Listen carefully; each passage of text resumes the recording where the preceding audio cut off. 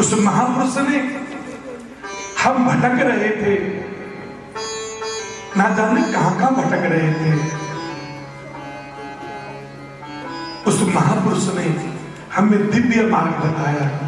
सालिया हुआ मरण भय भागा, गाफिल मरना घना डरे, सतगुरु मिलियो सतपंथ बतायो, प्राण चुकाई मरने बहु कार करे, रतन काया सो भक्ति लावे, पार गिराए जीव गिरे, पार गिराए सबने ही करनी, जब वो विष्णु ना दोई दिल करनी, जब वो विष्णु ना निंदा करनी, मानो कांद विष्णु के शरणे, अतरा बोल करो जे साचा, तो पार गिराए गुरु की बाचा।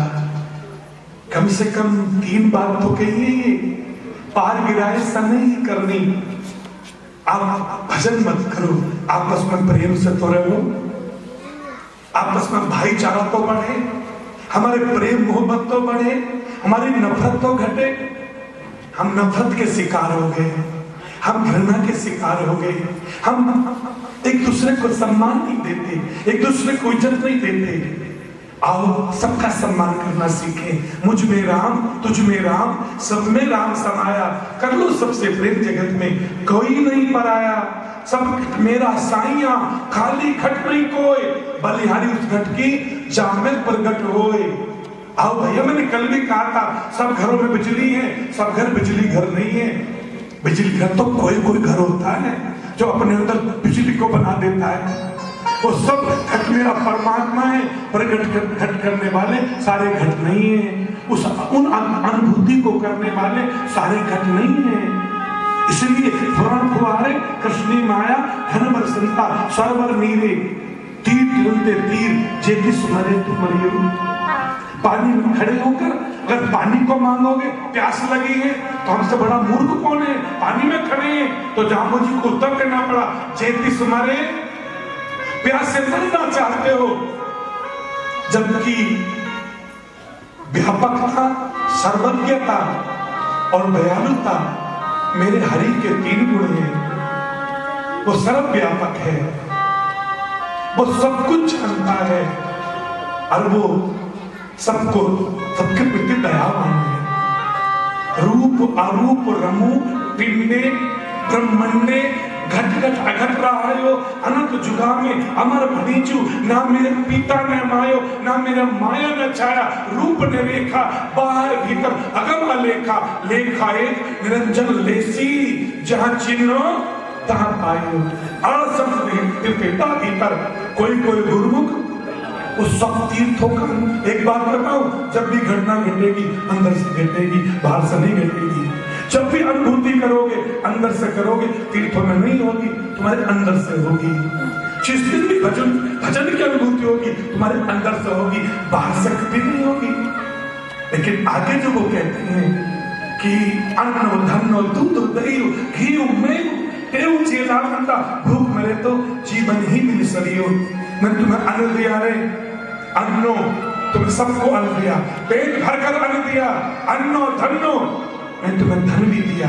किसी को कर्म अनुसार दिया, भाग्य अनुसार दिया, किसी की मेहनत पर करुणा करी। हो गए हम थोड़े, जन्म जन्मांतरों के पुण्य से कोई छोटा है कोई बड़ा है, कोई धनवान है कोई निर्धन है, लेकिन कोई ये नहीं कह सकता मैंने किसी को कुछ नहीं दिया। अन्नो धन्नो दूधू, मैंने अन्न भी दिया तुम्हें, धन भी दिया, दूधू मैंने तुम्हें दूध भी दिया, दही मैंने तुम्हें दही भी दी, अन्नो धन्नो दूध दही घी मैं तुम्हें खाने को घी भी दिया, अन्नो धन्नो दूध दही घी मेव मैं तुम्हें मेवे भी दिए खाने के लिए, एवं टका भी दिया खर्च करने के लिए।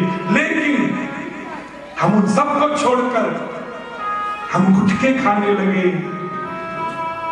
हम राज दरबार राजा खाक बनोगे, राज दरबार प्रिंस बनकर प्रिंस बन जाओगे, नीच कहीं का प्रिंस खाकर प्रिंस बनता है। अपनी गला खुदे कट चुकी है, तेरे दांत सड़ चुके हैं, मुझसे बदबू आती है, तेरी 2 साल की बेटी या पोता या परपोता मेरा बेटा तेरे मुंह से बदबू आ रही, दुर्गंध आ रही है, बीड़ी पी कर।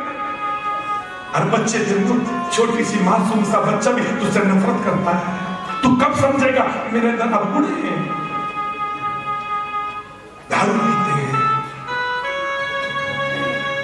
ये भी आत्मा भगवान ने ये सिखाया, हमारे भगवान ने, ये भी हमारे राम जी ने मर्यादा में, ये कन्हैया ने मर्यादा दी है, जाम्बूजी ने दी है, बरहा ने दी है, कच्छ ने दी, कृष्ण ने दी, वेद ने दी है, शास्त्र में प्रमाण किए, किसी ने नहीं। मनमुखी तन अन्न धर्म दूध दही घी में टेऊ जेला बनता, भूख मरे तो जीवन ही बिसरिए, इन खाने से तो भूख का मर जाता तो ठीक था। क्यों बदनाम किया आपने अपने समाज को, क्यों बदनाम किया अपने धर्म को, क्यों अपने शास्त्रों के प्रति? इनके लिए जीना चाहिए था, हमारा जीवन धार्मिक होना चाहिए था। और फिर कहते हैं कि खेत मुक्तुले कृष्ण अर्थो जे कंद हरे तो हरियो। कंद किसको कहते हैं? कंद कहते हैं पंजाबी में दीवार को। तानू पंजाबी आऊंगी मैं तेनों दसना। एक महात्मा साढ़े आश्रम च आए सी, मैनू कहते सी रजनरन जी तुसी केड़ी कमाई करदे ने? मैं कहता सी बाबा जी असीं समझ नहीं तुसी कहना की चाहते हो? कहते असीं कहना चाहते हैं कि एक तो नकली कमाई होंदी, एक तो असली कमाई होंदी। तुसी केड़ी कमाई करते ने? असली कमाई करते ने कि नकली कमाई करते ने? मैं पूछा बाबा जी असली कमाई केड़ी होंदी है तो नकली कमाई केड़ी होंदी? वो मैंने दसदे रंजनानंद जी जेड़ी कमाई इत्थे रह जाती है वो नकली होंदी, तेरे नाल जाती है, असली कमाई होती है। और फिर भी अगर पुण्य करते करते देखो 7वें शब्द के अंतिम सूक्ति आप समझ जाओ जो मैं कहना चाहता हूं। परशुराम के अर्थ ने मोबा ताके निश्चय सरिये ने गायो। परशुराम के अर्थ में मोबा। अब एक विचार करना है, जहां परशुराम जी लिखे हैं वहां परशुराम जी लिखे रहने दीजिए, लेकिन ये सोचकर ये विष्णु भगवान का अवतार है। जहां बामन लिखे हैं लिखे रहने दीजिए, वहां भगवान विष्णु इसका अर्थ है, जो को विष्णु भगवान का अवतार थे। जहां बरहा लिखा है वहां विष्णु भगवान, जहां नरसिंह लिखा है, ये जहां भी लिखा है ये सारे मेरे भगवान नारायण के अवतार हैं। इतने पुराण भी हैं। तो परशुराम के अर्थ ने मुबा, हमने अपना जीवन अगर भगवान नारायण के निमित्त न्योछावर नहीं किया, ताकि निश्चय उसके निश्चित ही शरीर ने कायो, उसने अपनी काया से कोई श्रेष्ठ कर्म नहीं किया। अगर इस जीवन में सब कुछ पाया, सब कुछ पाया, भगवान विष्णु की भक्ति नहीं पाई, उस नारायण की भक्ति नहीं पाई, उस परमात्मा की भक्ति नहीं पाई, तो हमने कुछ नहीं किया, ऐसे रह गए अधूरे रह गए। कितना महत्वपूर्ण छोटी सी सूक्ति है लेकिन जबरदस्त है। इसलिए खेत मुक्तले कृष्ण अर्थो जे गंध हरे तो हरियो। एक महात्मा नदी के किनारे बैठ गया और वहां शीतल मंद सुगंध, 3 प्रकार की वायु चल रही थी। 3 प्रकार की होती है, शीतल मंद और सुगंध। शीतल होती है वायु और मंद मंद बहती है और सुगंधित बहती है, 3 प्रकार की।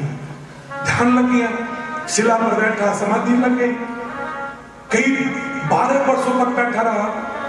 एक दिन आकाशवाणी हुई, ऐ तपस्वी तुम्हारी तपस्या परवान हो गई, बोल तानू की चाहिए? अरे तेरी तपस्या सिद्ध हो गई, बोल तुझे क्या चाहिए? उसने हाथ खोल कर देखा, मेरी तपस्या परवान हो गई, सिद्ध हो गई, मैं सिद्ध हो गया हूं। भैया वो कहता है कि बोल फकीर तेनू की चाहिए? वो फकीर कहता जो अस्सी किया है असु तो वही चाहिए, जो मैंने किया तप जप उसका फल चाहिए। आकाशवाणी हुई, तुहानू कृपा चाहिए या फल चाहिए? तुझे अपने कर्मों का फल चाहिए या फिर भगवान की कृपा चाहिए? बोले सानू कृपा नहीं चाहिए, सानू साढ़े कर्म का फल चाहिए। हमने जो कर्म उसका फल चाहता है। आकाशवाणी मौन हो गई। जिस शिला पर वो बैठा था, शिला से आवाज निकली, ऐ निराकार, ऐ परमात्मा, ऐ तपस्वी, हिसाब बिच पै गया, ये तेरे मेरे के चक्कर में पड़ गया, इसलिए ये 12 साल तक मेरे ऊपर बैठा है, पहले मेरा ऋण चुकता कर दे। कांपने लगा तपस्वी, 12 साल इस शिला पर बैठा हूं, मैं क्या दूं इसको? ये ऋण मांग रही है। खड़ा हुआ शिला से, लंबा लेट गया, दंडवत प्रणाम करने लगा। और क्या बोला? शब्दों का ध्यान देना। वो बोला, साडा तप बड़ा नहीं है, साडा मने हमारा, साडा तप बड़ा नहीं, साडा जप बड़ा नहीं, साडा ज्ञान बड़ा नहीं, साडी तपस्या बड़ी नहीं, साडी दिनचर्या बड़ी नहीं। हे निराकार, तेरी दया बड़ी है, तेरी कृपा बड़ी है, तेरा अनुग्रह बड़ा है, तो अपने कर्मों पे अहंकार नहीं, भगवान की कृपा पर स्वाभिमान करना। जीवन में सुखी हो जाओगे, सुखी हो जाओगे। इसलिए मैं कह रहा था आपसे कि सदगुरु शुद्ध बतायो, केवल ज्ञानी ब्रह्म ज्ञानी सहज सना। 3 वाक्य गुरु जी ने बोले।